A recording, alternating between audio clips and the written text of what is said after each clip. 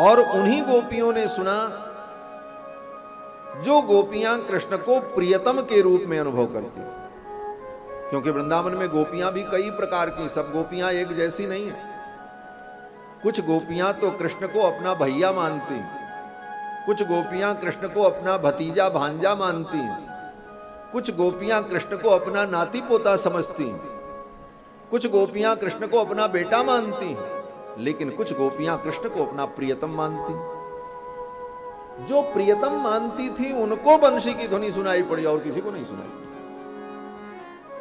इसीलिए सुखदेव जी कहते हैं कि निशम्य गीतम तदनंग वर्धनम ब्रज स्त्रिय कृष्ण ग्रहीत मानसा।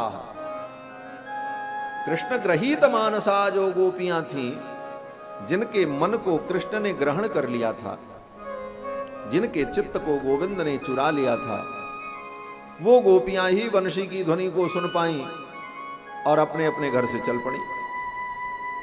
अब उनके घर वालों ने उनको रोका, कहां जा रही हो, पागल हो गई हो? गोपियों ने कहा जाने दो। उनके परिवार के लोग उन्हें जाने नहीं दिए और पकड़ करके घर के अंदर बंद कर दिया। उनको लगा कि लगता है इसका दिमाग खराब हो गया, दौड़ा पड़ रहा है। अभी तो इसे घर में बंद करो, प्रातः काल किसी वैद्य को बुलाएंगे और इसका इलाज कराएंगे। ले जाकर के गोपी को घर में बंद कर दिया। सुखदेव जी कहते हैं तावार्यमाणा पतिभि पितृभि भ्रातृबंधुभि अंतर्गृह गदा काश्चित गोप्यो लब्ध विनिर्गमा। घर में ले जाकर के उनको बंद कर दिया और जाने नहीं दिया। अब भगवान श्री कृष्ण के सन्निकट गोपियां नहीं पहुंच पाई। इस बात का गोपियों को जब दुख हुआ तो उस दुख में, उस ताप में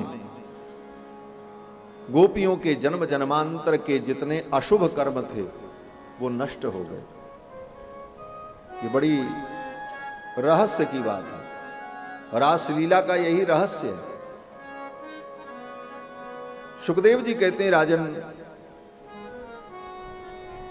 दुस्सह प्रेष्ठ विरह तीव्र ताप द्युता अशुभा।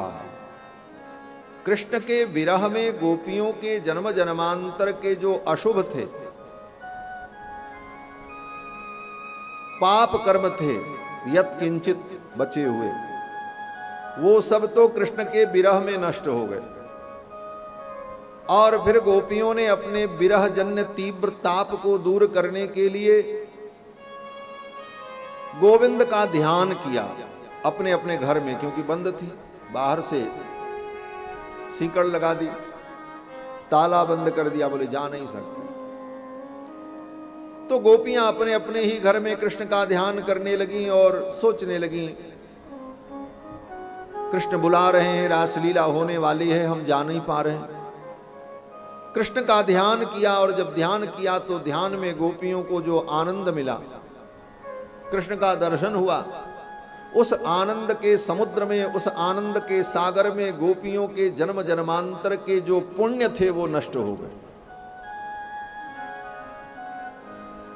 कृष्ण के वियोग के दुख में गोपियों का पाप नष्ट हो गया और कृष्ण के ध्यान के आनंद में गोपियों के जन्म जन्मांतर के पुण्य समाप्त हो गए। पुण्य पाप दोनों समाप्त हो गए। और पुण्य पाप जब दोनों समाप्त होता है तभी जीव को परम शांति मिलती है। मुंडकोपनिषद में वेद भगवान कहते हैं कि तदा विद्वान पुण्य पापे विधूय निरंजन परमं साम्यमुपैति। ब्रह्म ज्ञान के द्वारा, तत्वबोध के द्वारा, भक्ति के द्वारा, प्रपत्ति के द्वारा, जिस किसी साधन के द्वारा जीव जब पाप पुण्य दोनों से रहित हो जाता है तभी उसे परम शांति मिलती है। पुण्य पापे विधूय निरंजनः परमं साम्यमुपैति। पाप जितना बाधक है पुण्य भी उतना ही बाधक है। गीता में भगवान श्री कृष्ण ने कहा है, शुभाशुभ फलैरेवं मोक्ष से कर्म बंधन। शुभ अशुभ ये दोनों कर्म मुक्ति में बाधक है। पाप करो तो नरक में जाओ, नरक में पाप भोगो फिर संसार में आओ। पुण्य करो स्वर्ग में जाओ, पुण्य भोगो फिर स्वर्ग से संसार में आओ। बस इतने में घूमते रहो, पाप पुण्य में। पाप पुण्य जब दोनों समाप्त हो जाता है तब कर्म बंधन समाप्त होता है, क्योंकि पाप भी कर्म है और पुण्य भी कर्म है। इसीलिए जो ज्ञानी भक्त हैं, जो तत्वज्ञ हैं, वे भक्त कभी पुण्य की कामना से सत्कर्म नहीं करते, सत्कर्म करते हैं। भगवान के भक्त भी अच्छे कर्म करते हैं। भगवान के भक्त बुरे कर्म करते ही नहीं है, अच्छे ही कर्म करते हैं, लेकिन पुण्य की भावना से नहीं करते। भक्त को पुण्य की भावना से कोई कर्म करना ही नहीं चाहिए। इस भावना से करो, ये कर्तव्य है, कर्तव्य समझ करके करना है। और उसमें भावना ये रखनी है, मेरे इस कर्म से भगवान मेरे ऊपर प्रसन्न हो। बस भगवान के मुखोल्लास के लिए, भगवान की प्रीति के लिए कर्म करो। और ये हम पुण्य करें, इसका कोई फल हमको मिले, इस चक्कर में पड़ करके पुण्य किया, बोले वो पुण्य तुम्हारा कपट है, वो तुम्हें बंधन में डालेगा। भागवत के प्रारंभ में ही वेदव्यास जी ने कहा है कि इस भागवत ग्रंथ में मैं जिस धर्म का वर्णन करने जा रहा हूं, धर्म प्रोज्झित कैतवोत्र परमो निर्मत्सराणाम सताम, इस भागवत में मैं उस धर्म का वर्णन करूंगा जो कपट रहित धर्म है। ये धर्म में कपट क्या है? बोले शास्त्र की अर्थवाद की पंक्तियों को सुनकर, फलश्रुति की पंक्तियों को सुनकर पुण्य की अभिलाषा से जो कर्म करता है, ये पुण्य की अभिलाषा, पुण्य का लालच ही जीव का कपट बन जाता है। और ये कपट उसे भगवान के चरणों तक नहीं पहुंचने देता है। हम उन कर्मों का फल केवल पुण्य और भौतिक उपलब्धि ही मान करके रह जाते हैं। धर्म तो करते हैं, बहुत अच्छा काम करते हैं, लेकिन पुण्य और उसके फल पाने के चक्कर में हम भगवान से दूर हो जाते हैं। ये कपट जो धर्म में है, इसे निकाल दो। एक मैया थी, उसके द्वार पर कोई सन्यासी भिक्षा लेने आया। सन्यासी ने कहा भिक्षाम देहि। वो मैया घर में गई और 2 रोटी लिया और 2 रोटी लेकर के भिक्षा देने के लिए आई। आंगन में उसका बेटा पालने में लेटा हुआ था। मैया ने उस 2 रोटी को अपने बच्चे के सिर पर 2 बार घुमाया और बाबा की झोली में लाके डाल दिया। बाबा को हंसी आ गई।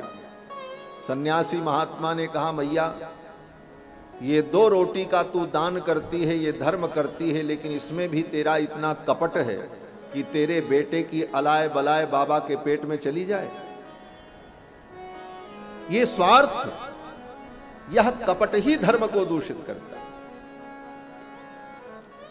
इस कपट को छोड़कर धर्म करो, तब उस धर्म का फल क्या होगा? बोले उस धर्म के फल भगवान है।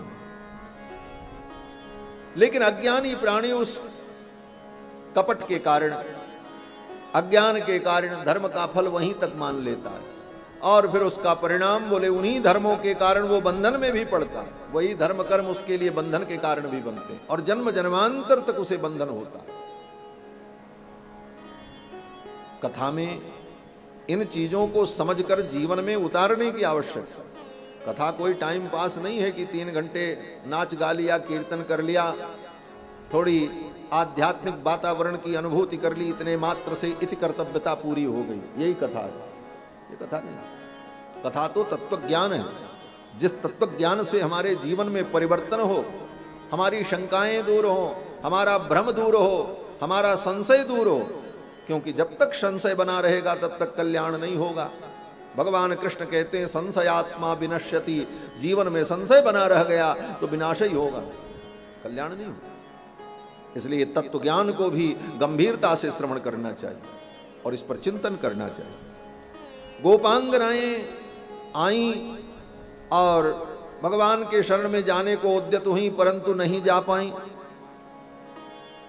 गोप ग्वाल वालों ने घर में बंद कर दिया, तो भगवान कृष्ण के वियोग के ताप में उनके पाप नष्ट हो गए और कृष्ण के ध्यानानंद में उनके जन्म जन्मांतर के पुण्य विलीन हो गए। परिणाम ये हुआ कि गोपियां पाप पुण्य दोनों से रहित हो गई और पाप पुण्य के समाप्त होने पर शरीर का बंधन भी समाप्त हो जाता है। ये शरीर का बंधन क्यों है? ये कर्मों का परिणाम है। जो जो शरीर दुनिया में है सब कर्म का परिणाम है, इसीलिए शरीर में भेद है। कर्म में भेद है, इसलिए शरीर में भेद है। किसी का शरीर बहुत अच्छा है, किसी का बहुत खराब है। कोई पूर्ण रूप से स्वस्थ है, कोई बीमार पड़ा है, कोई जन्मजात अपाहिज है। क्यों? कर्म का भेद है और इस कर्म के भेद को मानना पड़ेगा। अपने अपने कर्मों के अनुसार व्यक्ति को सुख दुख भोगने के लिए तदनुकूल शरीर की प्राप्ति होती है। और कर्म का भेद जगत के भेद का मूल कारण है। जगत में जो भेद है सब अलग अलग प्रकार के हैं, अलग अलग बुद्धि है, अलग अलग संसाधन मिला है, अलग अलग क्षमताएं सबको ईश्वर ने दिया है। क्यों? बोले उनके उस प्रकार के कर्म हैं, इसलिए उस प्रकार का भेद उपस्थित हुआ। तो ये जगत कर्म का ही परिणाम है, शरीर भी कर्म का परिणाम है। अगर कर्म समाप्त हो जाए तो शरीर का बंधन भी समाप्त हो जाए। गोपियों का जब कर्म बंधन समाप्त हुआ तो गोपियों का शरीर बंधन भी समाप्त हो गया। सुखदेव जी कहते हैं, राजन जहुर्गुणमयम देहम सद्यः प्रक्षीण बंधना। गोपियां प्रक्षीण बंधना हो गई। जहुर्गुणमयम देहम, उनका जो गुणमय देह था वो देह अब बंधन का कारण नहीं रहा और परिणाम ये हुआ कि गोपियों का शरीर उनके घर में रखा रहा और आत्म रूप से गोपियां रास मंडल में पहुंच गई। ये रासलीला का रहस्य है। कोई गोपी शरीर से रास मंडल में नहीं गई, उसका शरीर तो उनके घर में रखा था, क्योंकि घर वालों ने उनको जाने ही नहीं दिया। आगे फिर वर्णन करेंगे सुखदेव जी, जहां रासलीला की कथा पूर्ण होती है वहां पर सुखदेव जी कहते हैं कि स्वान स्वान दारान स्वपार्श्वस्थितान मन्यमानाः कृष्णाय न असूयन।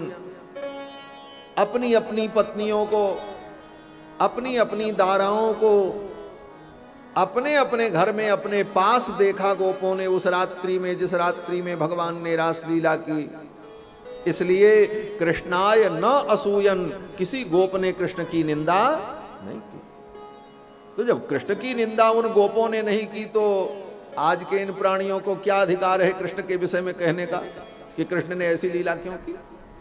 कोई गोपी शरीर से रास मंडल में गई ही नहीं, उसका शरीर उसके घर में रखा रहा। आत्म रूप से गोपियां रास मंडल में पहुंची और भगवान ने उन गोपियों का स्वागत किया। भगवान ने कहा, स्वागतम वो महाभागा प्रियम किम करवाणि वह। हे गोपियों, तुम्हारा स्वागत है, मैं तुम्हारे लिए कौन सा प्रिय कार्य करूं। फिर तो भगवान का गोपियों से बड़ा सुंदर संवाद हुआ। आप कहोगे उनका शरीर जब उनके घर में ही रखा रहा तो आत्म रूप से गोपियां पहुंची, तो जब शरीर था ही नहीं तो किन आंखों से गोपियों ने कृष्ण का दर्शन किया, किन कानों से गोपियों ने कृष्ण की वाणी को सुना? क्योंकि रूप रस शब्द स्पर्शादि विषयों को ग्रहण करने के लिए इंद्रियों की जरूरत होती। तो जब उनका शरीर उनके घर में ही रखा रहा तो रास मंडल में आत्म रूप से पधारी उन गोपियों को भगवान का दिव्य दर्शन कैसे हुआ, भगवान की मधुर वाणी को कैसे सुना, भगवान के गले में अपने हाथ को डालकर गोपियों ने नृत्य कैसे किया।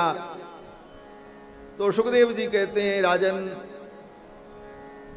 भगवान की लीला में सम्मिलित होने के लिए आत्म रूप से जब गोपियां आईं तो भगवान के संकल्प के द्वारा ही उन गोपियों को दिव्य शरीर की प्राप्ति हुई।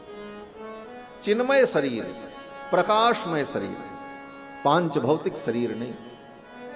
क्यों? बोले भगवान दिव्य हैं और दिव्य का अनुभव करने के लिए साधन भी दिव्य होना चाहिए। दिव्य वस्तु का साक्षात्कार करने के लिए साधन भी दिव्य होना चाहिए। अब भगवान तो परम दिव्य हैं, उन दिव्य का अनुभव करने के लिए हमारी इंद्रियां भी दिव्य हों, तभी उन परमात्मा का हम अनुभव कर सकते हैं।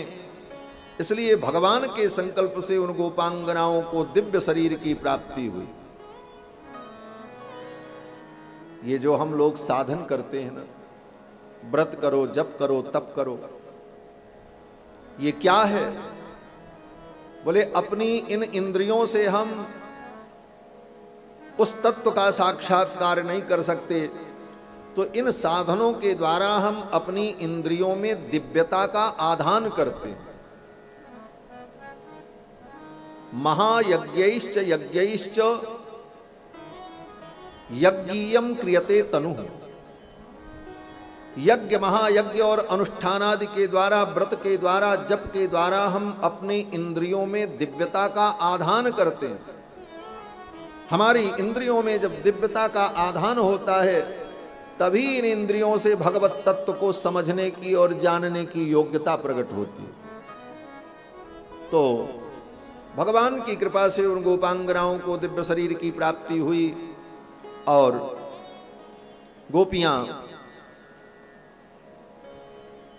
रास मंडल में आईं और भगवान श्याम सुंदर ने उनसे बहुत सारे प्रश्न किए। उन प्रश्नों का उत्तर दिया गोपियों ने। अंत में उन गोपियों के प्रेम को देखकर भगवान उन गोपांगनाओं के साथ रासलीला करने लगे। अब रासलीला क्या है? बोले रासलीला में भगवान उन गोपांगनाओं के साथ नृत्य करते हैं और मधुर मधुर वार्ता करते हैं, हास विलास, मनोविनोद, यही रासलीला है। और इस लीला के माध्यम से भगवान उन गोपांगनाओं को परम आनंद प्रदान करते हैं। बाहु प्रसार परिरंभ कराल कोरु नीवी स्तनालभन नर्म नखाग्रपातैः फेल्यावलोक हसितैर ब्रज सुंदरीणाम उत्तम भयन रतिपतिम रमयांचकार। भगवान उन गोपांगनाओं के साथ रासलीला में रमण करने लगे और उस लीला में भगवान ने उन गोपियों की बड़ी सेवा की। कोई गोपी नृत्य करते करते थक जाए तो भगवान उसका चरण दबावें, किसी गोपी को प्यास लगे तो भगवान अपने हाथों से उसे पानी पिलाएं, कोई गोपी नृत्य करते करते थक जाए, उसे पसीना हो तो भगवान अपने पीतांबर से उसका मुख पोंछ देते, किसी गोपी के गले का हार टूट जाए तो भगवान अपने हाथों से उन मोतियों को चुन करके, पिरो करके, गूंथ करके गोपी के गले में धारण करा देते। नृत्य करते करते किसी गोपी के केश खुल जाएं, बाल खुल जाएं तो भगवान उनकी चोटी बना देते। पाटी पारत मांग समारत अलग कपोलन साज, ऐसी मधुर लीला भगवान उन गोपांगनाओं के साथ कर रहे थे। तो गोपियों के मन में थोड़ा अभिमान आ गया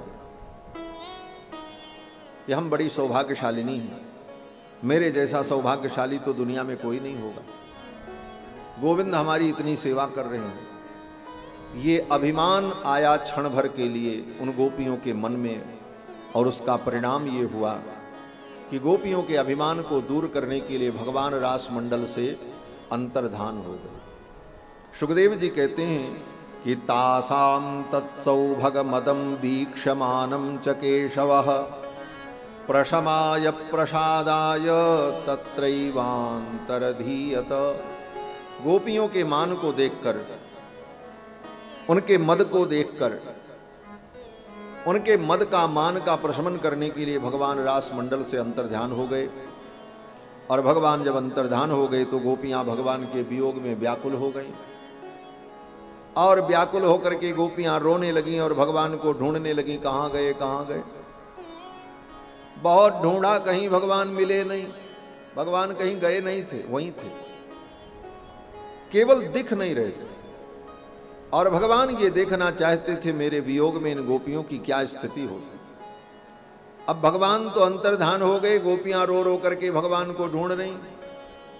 वृक्षों से पूछती हैं, हे पीपल तुमने मेरे कृष्ण को देखा, हे अश्वत्थ तुमने देखा, हे मल्लिका की लताएं तुमने मेरे कृष्ण को देखा। इस प्रकार गोपियां वृक्षों से पूछती, लताओं से पूछती, तुलसी के वृक्ष से पूछने लगे।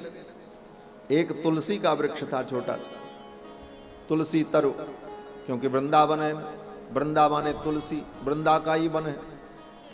तो उस तुलसी के पास बैठ गई गोपियां और एक गोपी उस तुलसी से पूछने लगी, कच्चित तुलसी कल्याणी गोविंद चरण प्रिय।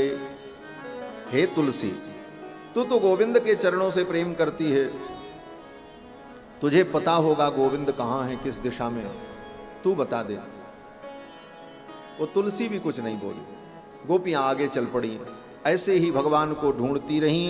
और आगे जाने पर भगवान श्याम सुंदर जब अंतर्धान हुए थे तो राधा रानी को लेकर के गए थे, लेकिन आगे जाने पर राधा रानी को भी भगवान ने छोड़ दिया। और भगवान ने जब राधा रानी को भी छोड़ दिया तो राधा रानी भी उधर से भगवान को ढूंढती हुई आई और गोपियों से मिलन हुआ। और गोपियों से जब मिलन हुआ तो राधा रानी के नेतृत्व में गोपियों ने भगवान को ढूंढा। सुखदेव जी कहते हैं कि पुनः पुलिनमागत्य कालिंद्या कृष्ण भावना, पुनः पुलिन में आकर, जमुना के तट पर आकर कृष्ण को ढूंढने का प्रयास करने लगी गोपियां। और राधा रानी के नेतृत्व में जब गोपियां भगवान को ढूंढती हैं तो गोपियों ने रो रो करके एक गीत गाया। इस गीत का नाम है गोपी गीत। भागवत में कई गीत हैं। वेणु गीत, जब भगवान बंशी बजा रहे थे तो भगवान की वंशी की ध्वनि को सुनकर के गोपियों ने एक गीत गाया, इसका नाम वेणु गीत है। उस वेणु गीत में गोपियों के हृदय में अनुराग प्रकट हुआ। और फिर जब रास लीला में भगवान का दर्शन हुआ और वियोग हुआ तो वियोग में गोपियों ने जो गीत गाया, इसका नाम गोपी गीत है। आगे गोपियों ने एक गीत गाया है जिसका नाम जुगल गीत है। भगवान जब मथुरा चले गए, उद्धव भगवान का संदेश लेकर के आए, तो उस विरह की दशा में गोपियों ने एक गीत गाया, उसका नाम भ्रमर गीत है। भागवत में कई गीत हैं। ये गीत क्यों है? बोले प्रेमी व्यक्ति के प्रेम की अभिव्यक्ति का साधन ही गीत होता है। गीत के माध्यम से ही प्रेमी की भावना का अभिव्यंजन होता है, अभिव्यक्ति होती है।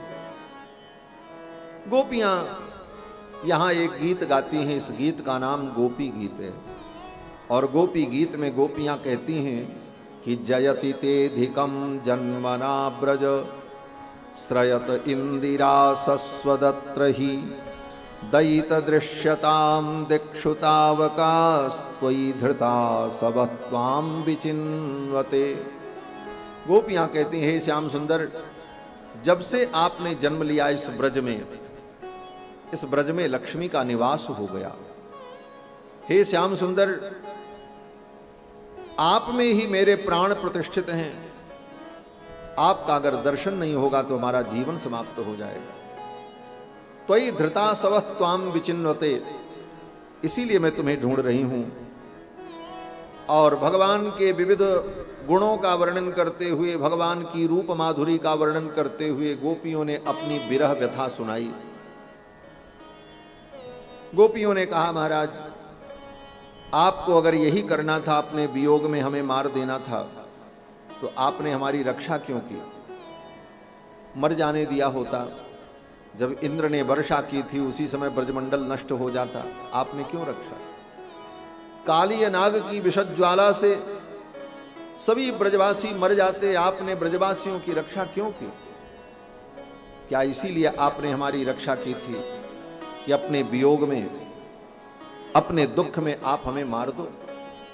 यही सब कह कह करके रो रो करके गोपियों ने गीत गाया है। इसका नाम गोपी गीत है।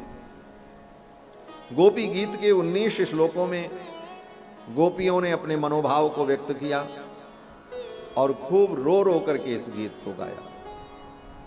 और गोपियों ने रो करके जब गीत गाया तो भगवान से रहा नहीं गया, भगवान प्रकट हो गए।